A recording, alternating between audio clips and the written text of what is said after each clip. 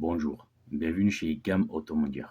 Aujourd'hui, là, je vais vous expliquer de A jusqu'à Z comment on va faire la chaîne distribution d'un BMW N47. Comme vous pouvez voir, on a tout démonté. Là, je vous montre le parti A.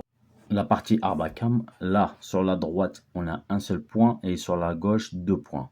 La partie de droite, un seul point, il faut que ce soit au milieu entre les deux points qui sont sur la gauche. On est bien d'accord. Là, on revient face. Comme vous allez voir sur la pompe HP, il y a un repère aussi. Là, il y a un repère sur la pompe HP. Il donne de cette direction. En bas, on repère à grâce de cette tige d'en bas. Donc là, on va, pour l'instant, rien faire en bas. On va attaquer de partir haut.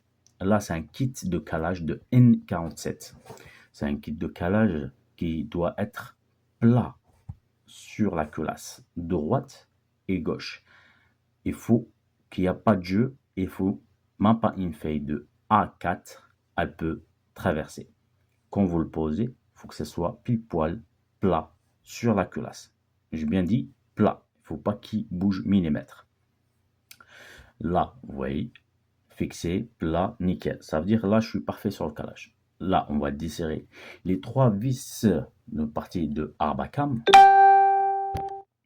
Ensuite, on va desserrer le tendeur, la glissière, et on va retirer la chaîne. Voilà, c'est parti. On a retiré le tendeur, les glissières. Vous voyez là, elle est libre.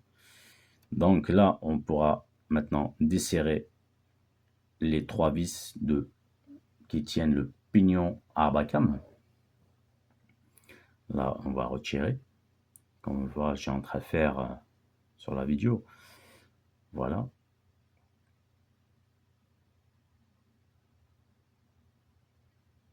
Parfait. Là, je tire, je récupère l'ancienne chaîne et voilà. La première partie en haut, c'est fait. Là, on va attaquer la partie de bas. Comme vous pouvez regarder, le point est en face le blanc et la pompe HP est toujours en face de cette direction. On va récupérer un autre kit de calage. On se positionne dessus, on tire, on tourne un petit peu, le temps qu'on puisse arriver pile poil là où il y a une espèce de vis pour le bloquer ce calage. Et la pompe HP, vous voyez, la direction, elle a changé sur cette partie petite de repère. Et l'autre, il est maintenant décalé un petit peu de sa position. Mais on peut mettre le vis de calage. Là, on a tout parfaitement fait. On a tendu un petit peu le tendeur. On l'a compressé pour mettre la tige. Comme ça, la glissière, elle est libre. On va retirer. Là, on a retiré. Ensuite, on va retirer le pignon qui tient la pompe HP. Celui-là, par contre, avec un outil pareil, un outil spécial nécessaire pour. Là, on a retiré.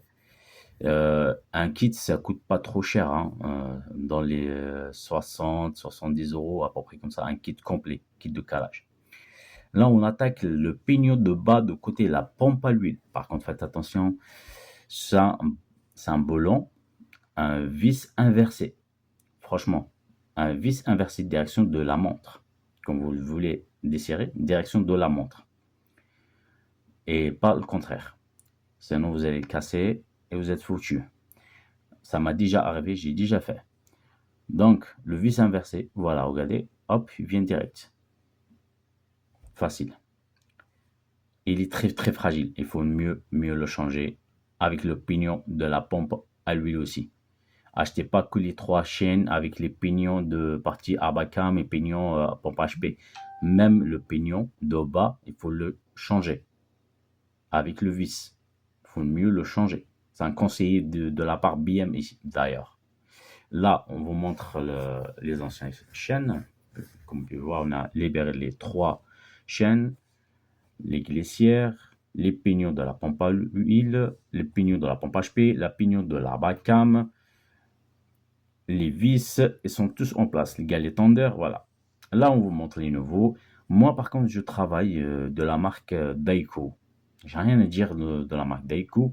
Franchement, jusqu'à maintenant, J'ai aucun retour négatif de la part d'Aiku. Là, vous pouvez voir, la chaîne est parfaite, nickel. J'aime bien, ils sont même solides. Même les pignons qu'on peut voir, le pignon de la pompe à l'huile, comme vous allez voir, hein, ça, elle est fragile. Franchement, elle est fragile. Celui qui vous dit, faut pas changer, non, elle est bien. Non, parce que regardez en bas là. Vous voyez, elle est cercle et après une partie, elle est droite. Ça là, elle s'abîme. Dans le BM, elle s'abîme. Il faut mieux la changer. Le joint d'étanchéité, bien sûr, faut toujours le mettre avec. Après là, on va attaquer le moteur de nettoyage. Nettoyage au moteur, voilà, comme vous pouvez voir, ça ne fait pas de mal. Un bon nettoyage avant qu'on attaque le nouveau chaîne mettre en place. C'est parti, on commence toujours par la chaîne, celle de milieu. Ensuite, la chaîne de la pompe à l'huile, on va le mettre en place. Voilà. Le peignot de la pompe à l'huile, voilà, comme vous pouvez voir, il y a un repère aussi en bas de la pompe à l'huile. Il y a une espèce de repère pour le pignon, ça se met en place, en position directement. Vous n'allez pas le louper, c'est pas compliqué. Franchement, c'est pas compliqué. Là, parfait. Là, ce que j'ai en train d'effectuer pour le mettre pile poil, voilà, regardez, hop, sur la vidéo, elle est en face. Nickel. Et là, on va visser le vis, et vous voyez, là, je le visse de l'autre sens maintenant. Pour le vis qui peut entrer. Voilà, nickel. C'est parfait. Là, c'est la chaîne de côté la pompe HP.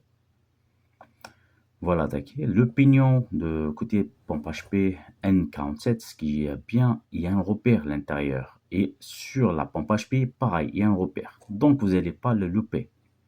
Vous n'allez pas le louper directement, vous positionnez et ça positionne.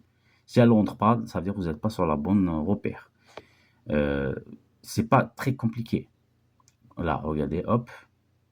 Je cherche juste à mettre en place correctement. Voilà, comme ça. Nickel. La positionne. Et hop. Et c'est parfait. Le reste. Comme par exemple celui-là. Hop. C'est pas compliqué. Ça va. Faut pas qu'il esquive la tête. Hop. Et là, le repère il est en face. Vous voyez, là, le repère il est en face. Ça veut dire que vous êtes sur le bon chemin. Hop. Ça, c'est pour serrer après. Ensuite, celui-là. Pour le tendeur.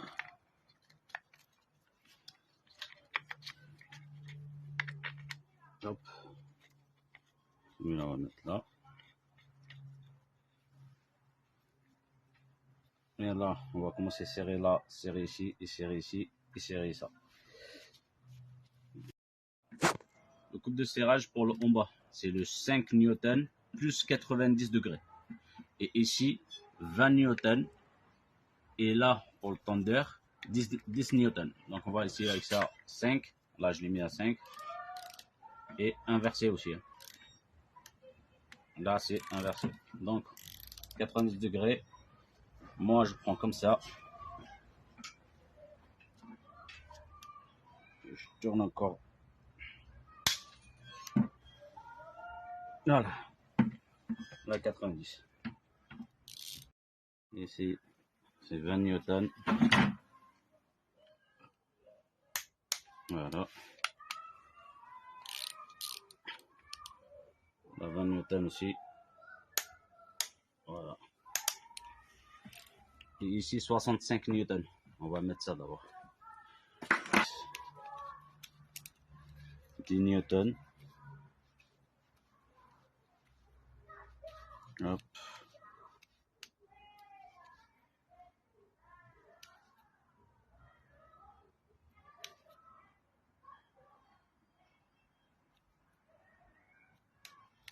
Là, je suis à 10 Newton.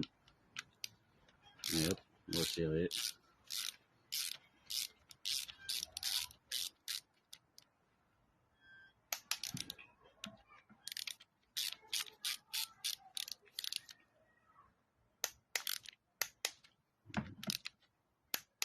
Voilà.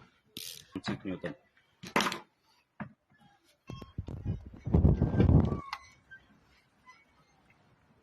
Et là, 65 Newton.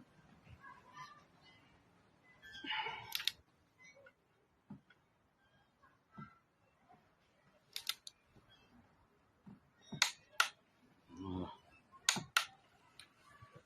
Et le tendeur. Pour libérer le tendeur. Ça, c'est mieux qu'on le tient celle-là comme ça.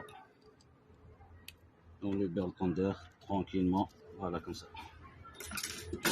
Là, en bas, c'est tout fait. Nickel. Là, on va retirer ça pour tourner, pour qu'on puisse mettre la chaîne de là-haut.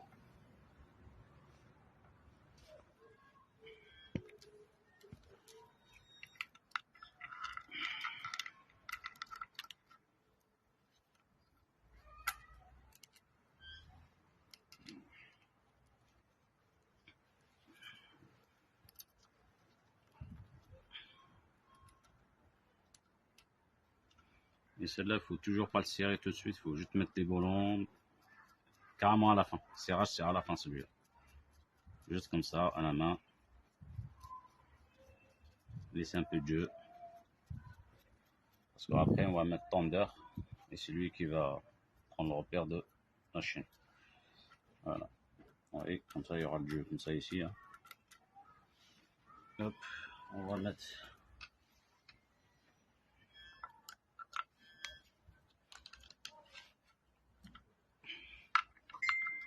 Comme ça. Ensuite, on le met.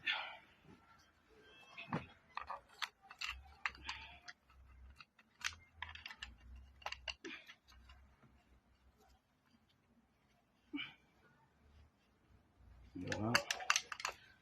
Et après, on met le tendeur. On serre ici. Les deux vis, on les serre. Et après, on met le tendeur. Et ça, on serre à la fin.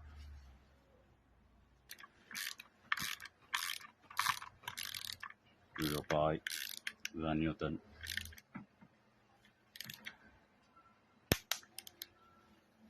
Et là aussi.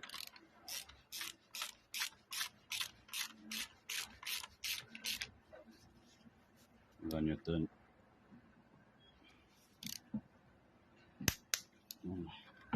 Et ensuite on met ça, tendeur.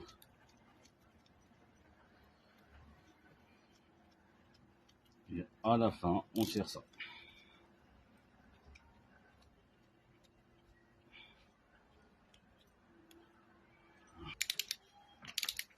Je vais faire à fond là.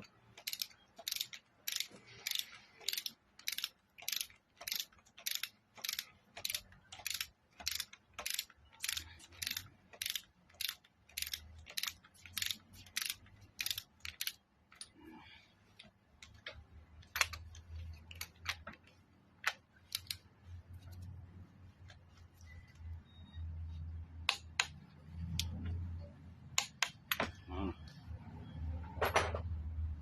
Là qu'on a tout terminé, on a serré là, serré là, serré là. On peut serrer ici maintenant. Et tout refini. On vérifie les serrages à la fin. Voilà, c'est 20 Newton. Voilà. Voilà. Voilà.